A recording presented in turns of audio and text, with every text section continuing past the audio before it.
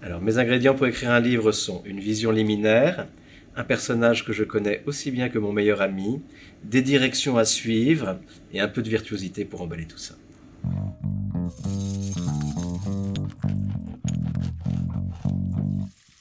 Alors, mon premier ingrédient, la vision liminaire, en fait, c'est une scène en général qui m'obsède, qui déclenche en moi de puissantes émotions et auxquelles je peux revenir régulièrement. Et c'est ça en général qui déclenche l'écriture d'un livre.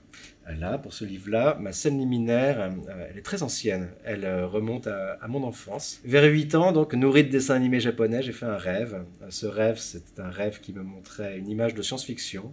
Des gens qui prennent un verre sur une terrasse dans un bar du futur. Et sur cette terrasse, il y a un homme et une femme qui discutent. Et on sent qu'ils sont très liés émotionnellement. On ne sait pas pourquoi.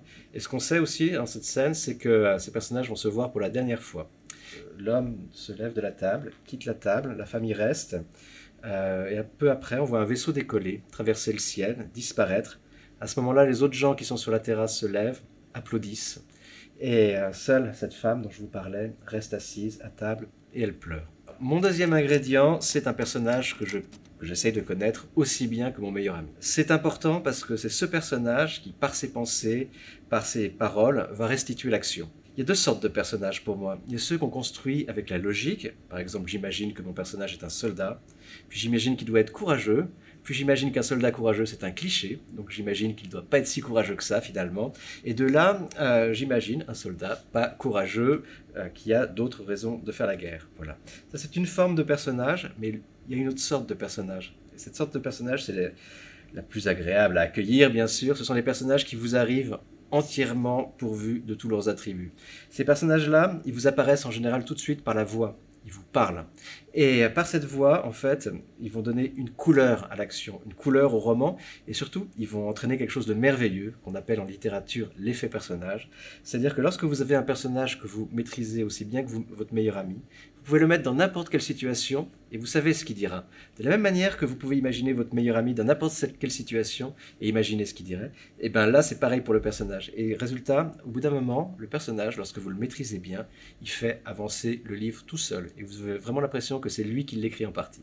Alors, mon troisième ingrédient, ce serait une ou plusieurs directions.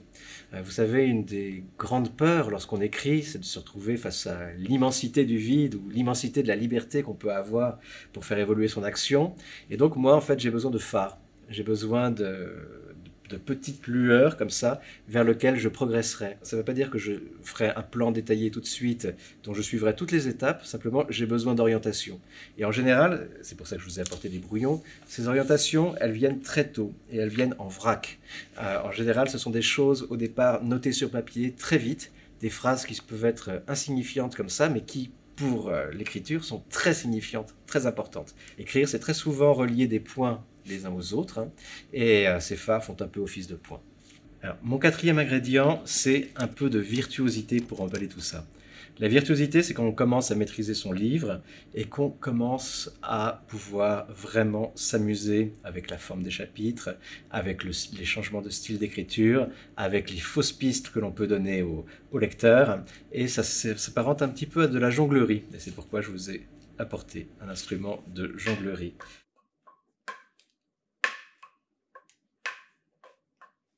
Voilà, j'en ai donc fini avec mes ingrédients. Sachez enfin que si j'adore faire la cuisine, j'adore aussi goûter celle des autres.